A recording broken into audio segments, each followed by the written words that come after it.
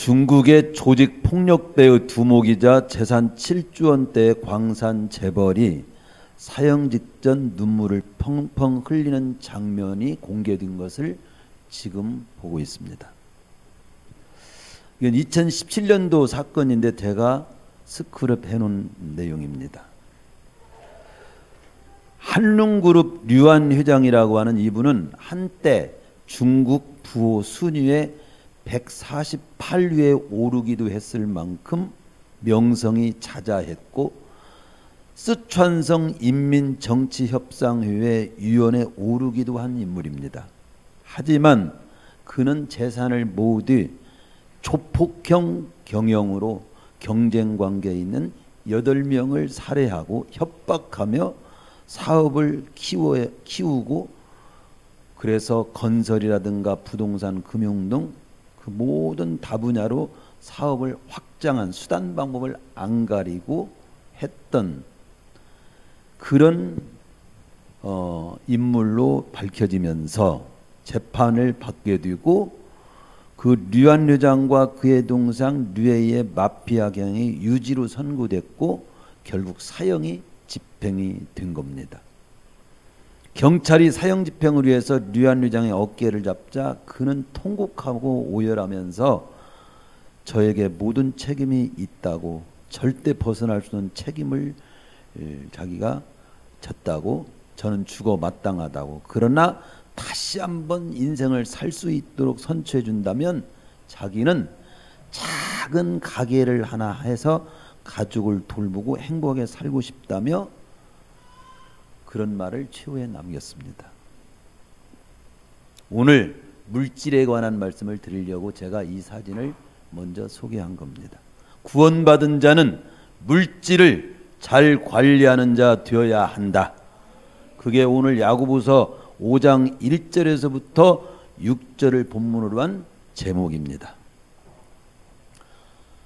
성경은 인간이 왜 구원받아야 하며 어떻게 구원받아야 하고 구원받은 자는 어떻게 살아야 하느냐를 말씀해 주는 하나님 말씀입니다.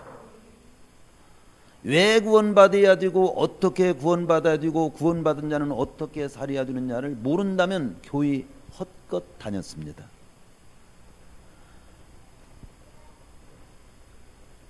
그러나 인간이 왜 구원받아야 되고 어떻게 구원받아야 되며 또 구원받은 자는 어떻게 살아야 되느냐가 정립이 된 사람은 지금 죽어도 요한이 없는 것이고 잘 믿었고 잘 살은 거예요. 앞으로도 내가 왜 구원받아야 되고 어떻게 구원받아야 되는 것이며 나는 구원받은 자로서 어떻게 살아야 되느냐를 언제나 이렇게 알고 염두하고 살고 있다면 잘 살고 있는 거예요. 특별히 야고보서는 항상 말씀드리지만 우리가 어떻게 구원받아야 되느냐라고 하는 구원받기 위해서 읽어야 할 말씀이 아니라 구원받은 자가 어떻게 살아야 하는가에 초점을 맞추고 읽어야 할 말씀이라는 말씀을 제가 항상 서두에 말씀드렸습니다. 왜냐하면 왜 그런 말씀을 드리냐면 말씀을 제대로 초점을 똑바로 이렇게 초점을 맞춰서 받아야 제대로 이해를 하게 되고 제대로 살 수 있기 때문입니다. 어떻게 구원받은 자가 어떻게 살아야 하느냐에 관한 여러 내용들을 지금 우리가 살펴보는 가운데 오늘 본문 5장 1절에서 6절은 구원받은 자는 어떻게 살아야 되느냐, 구원받은 하나님의 백성은 물질을 잘 관리하는 자로 살아야 한다. 물질을 잘 관리하는 자여야 한다. 이 가르침을 1절에서 5절에서 주고 있는 내용입니다. 그 본문 1절은 이렇게 시작합니다. 들으라 부한자들아, 너희에게 이 말 고생으로 말미암아 울고 통곡하라. 근데 여러분 그냥 읽을지 모르지만 저는 딱 읽는 순간 여러 내용을 생각하기 전에 좀 문장이 안 맞다. 언뜻 보면 말이 안 맞는 것 같아요. 들으라 부한자들아, 지금 부한자들을 향해서 한마디로 부자들아, 돈 많은 자들아, 너희에게 임할 고생으로 말미암아 울고 통곡하라. 왜 안 맞냐? 이렇게 하면 맞을 것 같아요. 가난한 지긋지긋하게 가난한 자들아, 너희에게 임할 고생으로 말미암아 울고 통곡하라. 이렇게 말해야 맞은 거 아닌가요? 그리고 오히려 부한 자들아, 너희에게 주어질 평안으로 말미암아 너희는 웃고 즐거워할지어다. 이렇게 해야 맞은 문장이 아닌가, 이런 생각이 들었어요. 솔직하게 말해봅시다. 여러분은 돈이 너무 많아가지고 운 적이 많아요. 돈이 진짜 없어고 폐가 쫄리고 목이 조여가지고 슬프고 힘들고 운 적이 많아요. 그렇게 보면 이해가 쉽죠? 저는 솔직히 개인적으로 돈이 없어서 삶이 고달픈 적이 너무 많아. 그런 얘기를 우리 집으로부터 시작해서 얘기를 쭉 하면 그런 얘기만 해도 1시간 동안 다 해도 다 못해요. 그런데 여기는 오히려 부한 자들을 향해서 너희에게 임할 고생으로 말 울고 통곡하라. 아니 주님, 우리는 가난해서 울고 통곡할 지경입니다. 근데 오늘 본문 그 다음에 왜 부자가 울고 통곡해야 하는지 그 이유가 뒤에 이어나오는 말씀이 설명을 합니다. 여기에서 왜 여기 나오는 여기서 말하는 부한 자들은 왜 통곡하고 울고 통곡해야 하느냐? 2절에 너희 재물은 썩었고 너희 옷은 좀 먹었으며 너희 금과 은은 녹이 슬었다. 이 말이 무슨 말입니까? 재물이 썩을 정도면 얼마만큼 쌓아놔야 썩어? 옷이 얼마나 막으면 얼마나 많아서 입지 않으면 좀이 먹어? 금과 은을 얼마나 쌓아놓으면 녹이 슬은지도 몰라. 옷 한 벌만 있는 사람은 절대 옷 좀 먹을 일이 없습니다.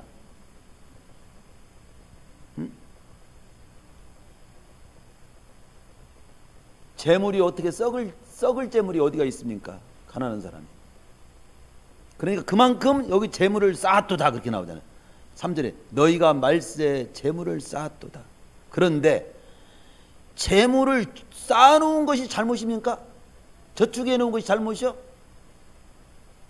그것은 아니거든요. 그렇기 때문에 그 이유가 더 나옵니다. 4절 너희들이 쌓아놓은 그 정말로 썩을 만큼 쌓아놓고 좀 먹을 만큼 옷이 많게 해놓고 금과 은이 녹이 슬 만큼 쌓아놓은 그 재물이 어떻게 해서 쌓아놓은 재물이냐?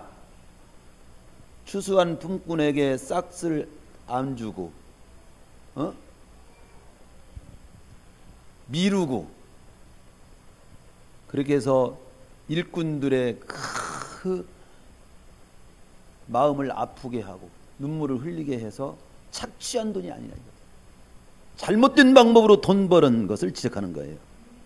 그리고 그렇게 버는 돈 가지고 또 어떻게 썼어요? 5절 너희가 땅에서 사치하고 방종하며 살았다 이거지.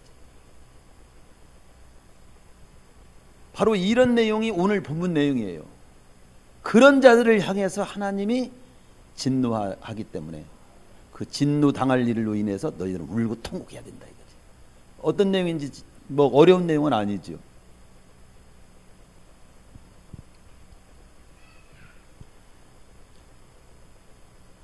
그 당시 부자들은 재물을 불의한 방법으로 축축하였음을 지적합니다.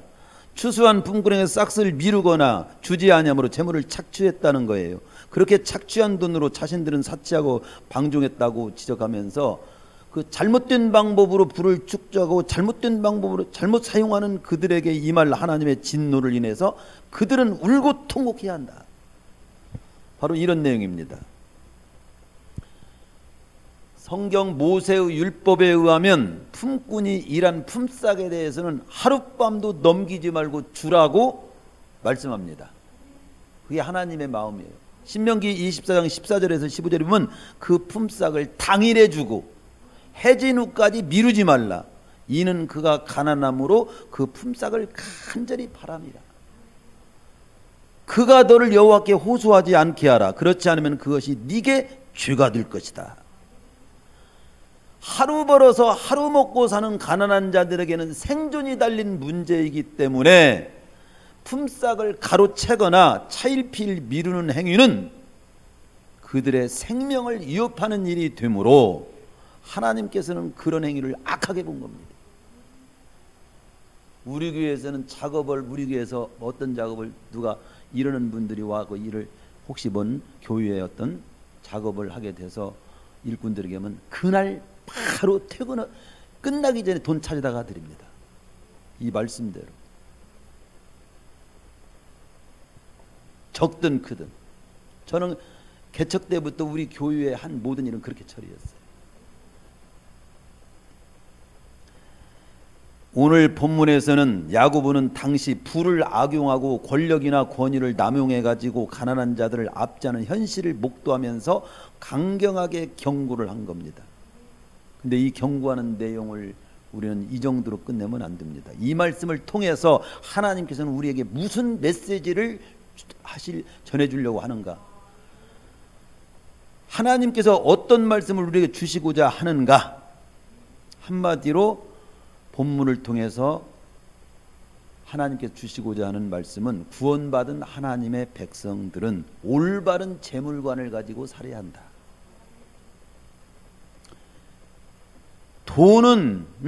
돈을 우습게 여기라 그런 말입니까? 돈을 벌지 마라 그런 말입니까? 돈은 우리 그리스도는 가난해야 된다 그런 말입니까? 아니면 돈은 교회에다 다 바쳐야 된다 그런 말입니까? 아닙니다. 돈을 우습게 여기라는 말도 아니고 돈을 벌지 말라는 말도 아니고 부자가 되지 말라는 말도 아니고 그렇다고 가난한 자가 되라는 말도 아니고 교회에다 다 바치는 것이 복이 된다 그런 말을 하려고 하는 것도 아니고 가부간의 하나님의 백성들은 물질 문제를 잘 관리하는 자가 되어야 된다. 부자가 되든 가난한 자가 되든 벌든 안 벌든 물질에 대한 재물에 대한 관리를 잘하는 이것에 대한 하나님의 말씀이 먼저 제대로 배워서 그 다음 물질에 관해서 모든 것들을 관리를 할 때 우리에게 복이 될 줄로 믿습니다. 그렇습니다. 구원받은 백성은 물질관이 바르고 분명해야 돼요. 마태복음 6장 24절에도 주님은 그런 말씀을 하셨습니다. 한 사람이 두 주인을 섬길 수는 없다. 그와 같이 너희가 하나님과 재물을 겸하여 섬길 수는 없다.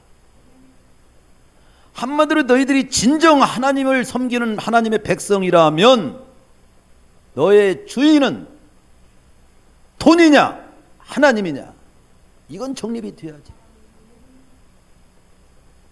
우리 구원받은 하나님의 백성은 하나님을 주인으로 섬기는 자의 사람이지 재물을 주인으로 섬기는 사람이 되면 안 된다. 우리가 육신이 끝나는 날까지 돈 없이는 못 사는 존재지만 돈이 주인이 되면 안 된다는 거죠. 오늘 예배에 참석하신 우리 성도님들은 이 사실이 분명합니까? 입으로만 아멘하는 거예요? 또 아멘 안 하는 사람은 아직도 저는 아멘하기는 조금 내키지 않는데요. 안 내켜도 하나님의 말씀은 하나님의 말씀이고 하나님은 살아계시고 하나님의 말씀대로 되는 줄로 믿습니다. 이것이 구원받은 하나님의 백성은 하나님이 주인이고 물질이 내 주인이 될 수는 없다. 재물을 주인으로 섬기는 사람은 아니다. 하나님을 주인으로 섬기는 사람이다. 이것이 분명하지 못할 때 평생을 찌질한 모습으로 살게 될 겁니다. 이것이 분명할 때 하나님의 백성답게 당당하게 살게 될 줄로 믿습니다. 그렇기 때문에 감리교 설립자인 웨슬리 목사님은 그 사람의 신앙을 보려면 그가 돈을 어떻게 쓰는지를 보면 안다 그랬어요. 정말 그래요. 종교개혁자 루터도 진정한 회개는 주머니가 회개한 자라고 했어요. 물질 관리를 하는 것을 보면 그 사람을 알 수 있다는 거지. 그 사람이 참 그리스도인인지 하나님 앞에서 정말 잘 사는 사람인지를 여러 가지로 통해서 알 수 있지만 이 돈 쓰는 걸, 돈 관리하는 걸 보면 알 수 있다는 거죠. 따라서 우리 그리스도인은 물질 문제를 바로하고 살아야 할 사람인 것을 잊지 말아야 됩니다. 성경은 가난이나 부 자체가 악이나 혹 선이라고 말하진 않아요. 돈을 어떻게 벌고 사용하느냐에 따라서 악과 선이 어떤 면에서는 결정이 되는 거지, 돈 자체가 악이고 선이라고 말하진 않아요. 다만 돈을 사랑함이 일만하게 뿌리가 된다, 뭐 이런 말씀이 있고, 디모데전서 6장 10절. 가난 자체는 죄는 아니지만 게을러 가지고 가난한 것은 또 꾸짖습니다. 일하기 싫거든 먹지도 마. 게으른 자는 개매기로 가서 그 부지런함을 배워라, 뭐 이런 내용. 부 자체는 죄는 아니지만 하나님보다 더 사랑하거나 그 부를 잘못 사용한 것에 대해서는 죄가 되고 악이 된다는 것을 보여줍니다. 정말 나는 하나님 앞에서 이 물질 관리를 잘 배워가지고 정말 하나님 백성답게 당당하게 살고 복이 되게 살고 하나님 보시기에 좋은 모습으로 내 삶을 살리라, 이 결심이 안 생기면 오늘 말씀 예배 실패한 겁니다. 오늘 그 마음이 진짜 생겨야 돼요.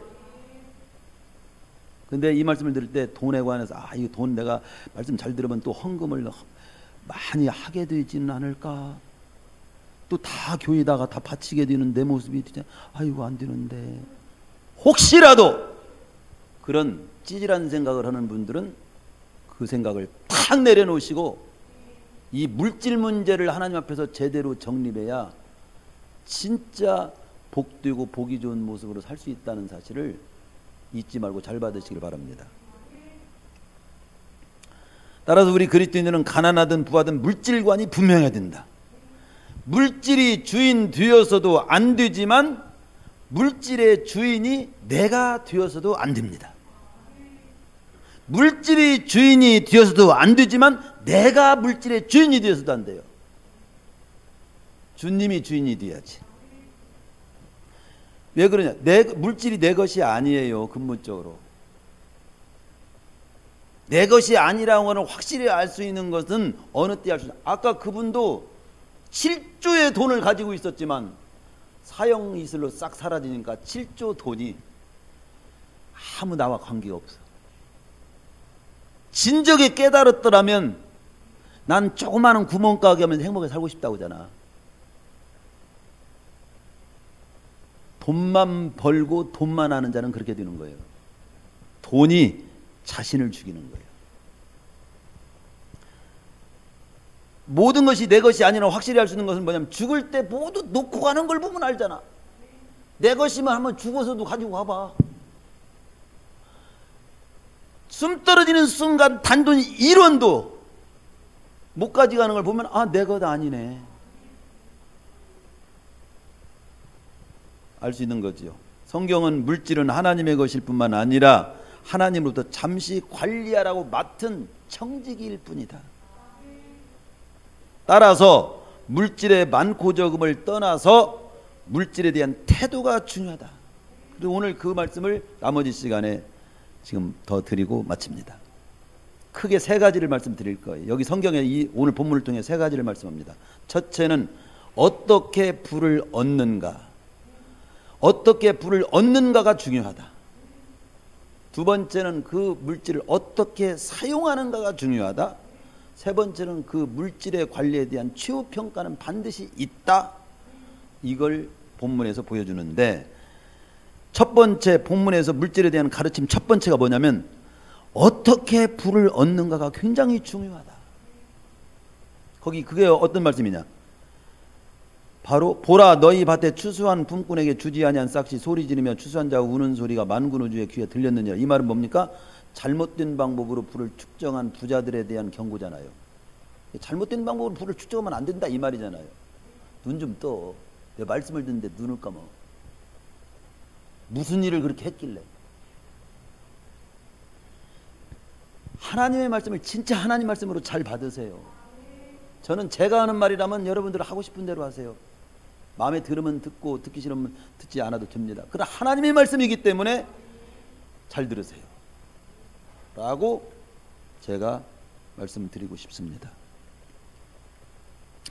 성경은 부자가 되는 걸 나쁘게 보지 않습니다.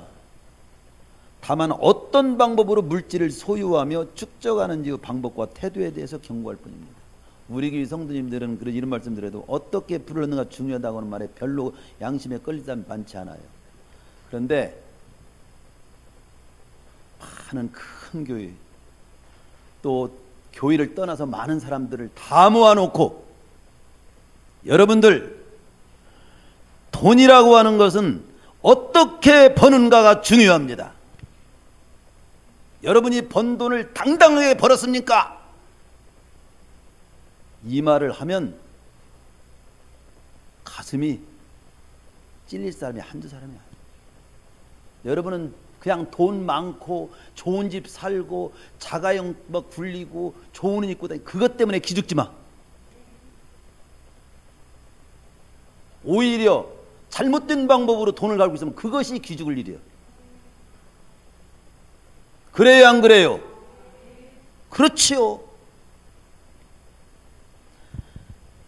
신명기 24장 14절에 15절에 보면 품삯을 당일에 주고 해준 후까지 끌지 말라. 이게 뭡니까? 잘못된 방법으로 돈 챙기지 말라는 거잖아요. 레위기 19장 14 너는 내 이웃을 압제하지 말며 늑탈하지 말며 품꾼의 쌀을 아침까지 밤새도록 내게 두지 말며. 에레미야 22장 13절 불의로 그 집을 세우며 불공평으로 그 다락방을 지으며 그 이웃을 고용하고 그 고가를 주지 않은 자에게 화 있을진저. 다 이것이 보면 잘못된 방법으로 돈 벌지 말라는 뜻이에요. 물질이 바르게 정립된 우리 그리스도인들이 경제권도 장악해야 됩니다. 그래야 선하게 쓸 수 있어. 우리 그리스도는 벌되 정당한 방법으로 벌어야 한다. 근데 정당한 방법으로 버는 것이 뭐냐? 하나님의 백성답게 일한 대가를 내가 얻겠다. 그리고 상대방에게 피로와 유익을 주는 대가로서 싹스를 내가 받겠다. 그리고 내 실력에 합당한 그런 실력만큼 내가 대가를 받겠다. 그리고 성실하게 사는 것으로 내가 어떤 대가를 받아서 어떤 부를 얻겠다.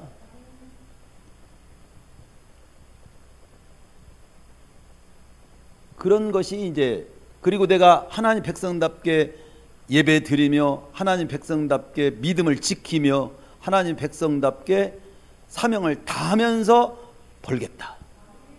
그게 그리스도인으로 벌디 정당한 방법으로 버는 거예요. 믿음도 안 지키고 예배도 못 드리고 사명도 못 감당하고 책임도 못 다하면서 번다. 그리고 나는 정당하게 나머지는 내가 정당하게 도둑질을 않고 벌겠어요. 그건 안타까운 돈 버는 거예요. 진짜 중요한 걸 놓치고 버는 거예요. 그래 먼저 그의 나라와 그의 의를 구하라고 하잖아. 먼저 중요한 걸 챙기고 그 다음 네가 예배도 그 다음에 돈을 벌고 돈도 어떻게 쓸 것인가를 해야지. 돈만 버는 자가 되면 안 돼. 이런 말씀들이 아멘 하면서 그래 하고 받아들여야 되는 겁니다. 그걸 이게 내가 아니지. 내가 지금 생계가 달린 문제인데 굶어 죽게 있는 내가 어떻게 교회를 나옵니까? 이러면서 타협을 자꾸 하려고 하면 먼저 그의 나라와 그의 의를 구하라. 그러면 내가 먹고 입고 사는 거 책임져 주마. 마태복음 6장에 있는 말씀이 그에게 확실한 말씀인데 그 말씀을 못 믿으면 내가 뭐대로 하나님을 믿어. 두 번째 가르침은 뭡니까?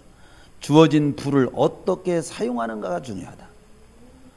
너희 재물은 썩었고 너희 옷은 좀 먹었고 너희 금과 은은 녹이 슬었다. 이건 뭡니까?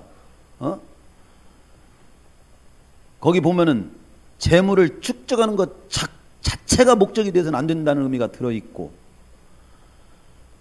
또 거기에 보면은 사치하고 방종했다. 이건 잘못 썼다는 거 아닙니까? 이게 불을 어떻게 사용하는가 중요하다는 걸 지적하고 있는 거예요. 재물을 축적하는 것이 목적이 되면 안 되고요. 재물을 잘못된 방법으로 또 버는 것뿐만 아니라 쓰는 것도 이게 잘못이고요. 이게 잘못 사용만 안 된다. 이것이 이제 사치와 방종했다는 말을 보면 잘못 사용만 안 된다. 잘못된 방법으로 축적하던 품꾼의 싹을 주지 않거나 착취한 돈으로 축적하면 안 되지. 그러니까 재물을 축적하는 것 자체가 목적이 돼서도 안 된다. 잘못된 방법으로 또 축적해서도 안 된다. 또 잘못 사용해서도 안 된다. 이제 그런 내용인 겁니다. 마태복음 26장 14절에서 30절의 그 달란트 비유에서도 한 달란트 받은 자, 두 달란트 받은 자, 뭐 다섯 달란트 받은 자가 나오는데 한 달란트 받은 자는 책망받은 이유가 나오지요. 딴 거 아니에요. 보관만 꼭 할 줄 알았지 아름답게 사용을 못했다. 사용할 줄은 몰랐다는 겁니다. 축적이 목적이 되면 안 돼. 잘 사용하는 것이 목적이 돼야지. 최종적인 것은. 우리 그리스도인들은 저축을 하면 안 됩니까? 저축? 아니라 잠언 30장 24절 25절이면 지혜로운 네 가지 미물을 소개하면서 먹을 것을 여름에 예비하는 개미를 보면서 미리미리 예비하고 저축할 줄 아는 지혜가 있어야 된다. 칭찬합니다. 창세기의 요셉은 7년 풍년 들 때 잘 창고에 쌓아놨다가 7년 흉년을 대비하라. 곡식을 저축합니다.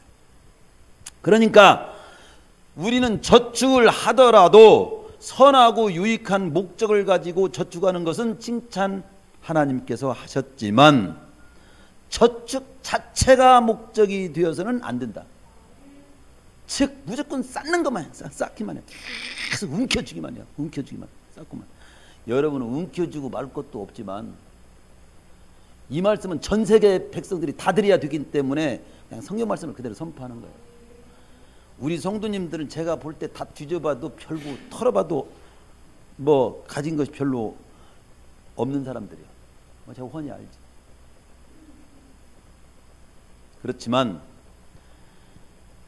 어떤 데는요 진짜 돈을 평생 쓰고도 쓰기만 해도 남을 돈을 싸놓고 너무도 쓸 때 따는 안 쓰는 그런 사람이 너무도 많아요. 그런 사람들이요 혹시 이 말씀을 듣거들랑 내놓으세요. 좀 쓸 곳이 너무 많아요.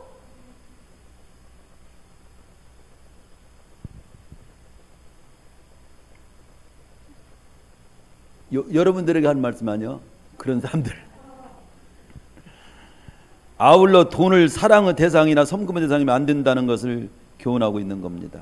돈은 이용하고 사용해야지 주인이 되거나 섬기거나 사랑하면 안 돼. 돈을 주인 되게 하지 말고 섬기지 말고 사랑하지 말자. 해봅시다. 돈은 주인이 되면 안 됩니다. 사랑의 대상이 되면 안 됩니다. 섬김의 대상이 되면 안 됩니다. 이용의 대상이 되어야 됩니다. 사용의 대상이 되어야 됩니다. 잘 써야 됩니다.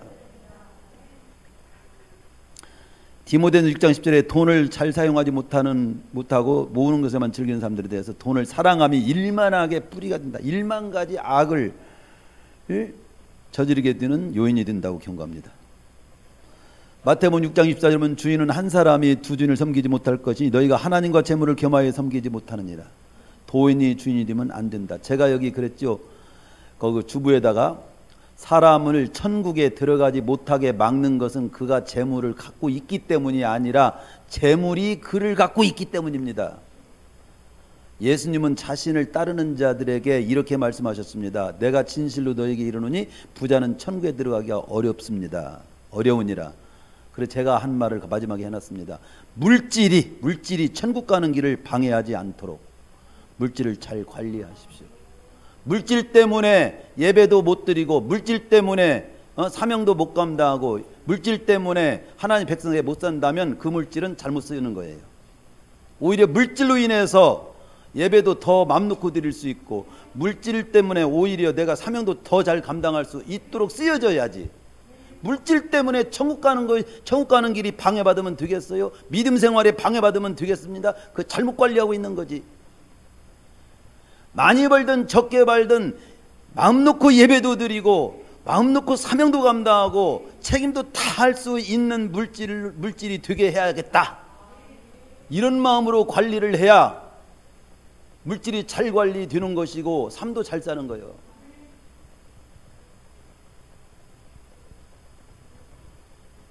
배가 물 없이는 못 움직이지만 배와 물 사이의 대원칙은 뭡니까? 배가 물 밑으로 가면 1mm라도 물 밑으로 가면 안 돼.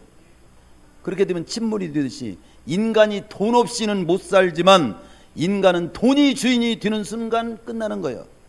돈을 섬기게 되면 끝나는 거예요. 돈 때문에 마땅히 살아야 될 삶을 못 살면 그 삶을 못 사는 삶이 시작이 된 거예요. 비밀 지하에요 금은보화를 그냥 감추어둔 어느 분이 있었어요. 이건 책에 있는 내용이에요. 밖에서만 열 수 있도록 했어. 아무도 밖에서는 못 다. 안에서는 못 다. 어느 분이 자기만 거기다 금은보화 감춰두고 보는 거예요. 그 재미로 사는 거야. 금을 보면 기분이 너무 좋아. 오랜 세월 후에 무너진 집을 정리하다가 한 인부가 금은보화 해구를 발견. 그곳에 가고 구경하다가 모르고 문을 갖다 탕 닫았는데 밖에서 열어줘야 돼. 그 금은보화와 함께 죽은 거예요. 그게 무척게 돼. 거기에 누가 있는지도 모르고 이제 그게 창고인지도 몰랐지. 완전히 오랜 세월 흐른 후에 한 인부가 그걸 땅을 속을 정리하다가 보니까 그 속에 금은보화 가득하고 해구를 발견하게 된 겁니다. 돈만 추구하면 어느 날 그 돈이 자신을 죽인다는 교훈을 주는 예화예요. 따라서 돈 모으는 것이 목적이 되지 말고 선하게 사용하는 것이 최종 목적이 되시기를 축원합니다. 거기에 그렇게 디모데전서 6장 17절 18절에 그렇게 나오잖아요. 네가 이 세대의 부한자들을 명하여 마음을 높이지 말고 정함이 없는 재물에 소망을 두지 말고 오직 우리에게 모든 걸 후히 주사 누리게 하시는 하나님께 두며 선한 일을 행하고 선한 사업에 부하고 나눠주기를 좋아하며 동정하는 자가 되게 하라. 이것이 장래에 자기를 위하여 좋은 터를 쌓아 참된 생명을 취하는 것이니라. 웨슬리 목사님이 그랬어요. 간단하게 설교하실 때 그렇게 열심히 벌으십시오. 열심히 저축하십시오. 그리고 최종적으로 하나님과 의를 위해 아낌없이 쓰십시오. 그게 돈을 잘 관리하는 거예요. 마지막 말씀은 뭡니까? 본문은 1절 너희에게 임할 고생을 인하여. 무슨 고생? 4절 만군의 주의 귀에 들렸느니라. 이 표현이 뭐냐면 하나님의 심판이 있다 이거지. 누가복음 16장에 보면 네가 보던 일을 옳지 않은 청지기에 비유해서 네가 보던 일을 셈하겠다는 표현이 있습니다. 그리고 마지막 절에 너희는 하나님과 재물을 겸하여 섬길 수 없느니라. 그러면서 물질에 대한 하나님의 심판, 즉 평가, 회개할 날이 있다. 그렇게 말씀하고 있습니다. 이걸 정말 여러분 믿습니까? 염두하십시오. 3대 가는 부자가 없다는 얘기가 있습니다. 부자는 오래 가지 않아요. 아니 오래 가기는 그냥 언젠가는 끝날 때가 반드시 있어. 내가 죽는 날 또 끝나. 중요한 것은 주어진 나의 물질에 대한 평가, 심판이 반드시 있다는 사실을 기억해야 됩니다. 6절에 보십시오. 여기 너희가 옳은 자를 정죄하였도다 또 죽였도다 그는 너희에게 대항하지도 않았다. 의롭고 힘이 없는 자를 정죄하고 죽였다는 물질 때문에 아마도 악한 부자가 자신의 지위와 권력을 가지고 힘없는 자에게 누명을 씌워 강제로 그의 것을 빼앗는답니다. 마치 구약의 열왕기상 21장에 나온 아합이라고 하는 왕이 나봇이라고 하는 사람의 포도원을 강제로 뺏었잖아요. 어떻게 되는가 내용을 우리 잘 알잖아요. 아합왕이 나봇의 포도원이 너무도 탐난 거예요. 왕이 일개 백성의 어느 포도원이 너무도 탐이 난 거예요. 그러면서 왕이 그러는데 내가 더 좋은 포도원을 줄 테니까 달라고 했어요. 나봇은 거절합니다. 왕이 탐내서 달라고 한 걸 거절해요. 그 거절한 사람도 대단해요. 근데 그 마음이 왜 거절했냐면 그겁니다. 민수기 30장 7절의 말씀처럼 하나님이 주신 유업을 사고 팔지 말라는 하나님의 말씀 때문에 지키기 위해서 왕이라도 거절한 거예요. 결국 분노를 합니다. 왕이 그거 막 못 찾아가지고 막 실룩실룩한 거예요. 옆에서 아내인 이세벨이 보고 있다가 당신도 남자요? 왕요? 그까짓 걸 하나를 갖고 싶은 걸 못 가져가지고 내가 갖게 해줄게요. 그리고서는 그 나봇이라고 하는 사람을 갖다가 거짓 증인을 내세워 가지고 하나님과 왕을 갖다가 도전했다고 하는 식으로 이렇게 억지로 씌워 가지고 성 밖으로 끌어와서 돌로 쳐 죽였어. 돌로 쳐 죽이고 그 포도를 뺏어서 남편 왕에게 아합에게 줬어. 대단한 여자요. 그런데 어떻게 됩니까?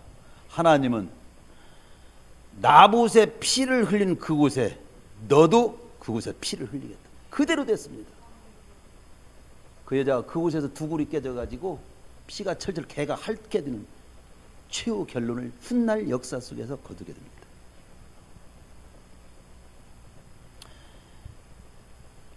다른 사람을 억울하게 하고 착취한 사람은 하나님이 그냥 두지 않아요. 본문 4절에도 보면 악한 부자가 품삯을 주지 않고 3개월 두고 만군의 주의 귀에 들렸다. 하나님의 눈에 띄었다. 결국 모든 것이 하나님에 드러난다는 것입니다. 말씀 마치죠. 물질 없이는 살 수 없는 이 세상에서 우리는 살고 있습니다. 그럼에도 불구하고 너희들은 물질이 주인이 되도록 하지 마라. 물질에 섬기지 마. 그리고 물질을 사랑하지도 마. 우리 그리스도는 물질에 대해서 관리를 잘해야 된다. 크게 세 가지 잊지 마라. 종말론적 의식을 가지고 살아라. 즉 주님 앞에 설 날이 있다. 하나님이 평가하신다. 두 번째, 청지적인 것을 잊지 마라. 청지적인 삶을 살아라. 하나님이 내게 맡긴 것이라는 것, 나에게 잠시 관리라고 맡긴 것이라는 사실을 기억하고 그 하나님 앞에서 잘 관리해야 되겠다. 관리해야 한다. 이 생각을 잊지 마시고, 세 번째는 물질에 모든 소망을 두지 말고, 물질 없이는 그냥 당장 죽는 것처럼 발발 떨지 말고, 물질이 주인 되지 마. 하나님께 소망을 두라.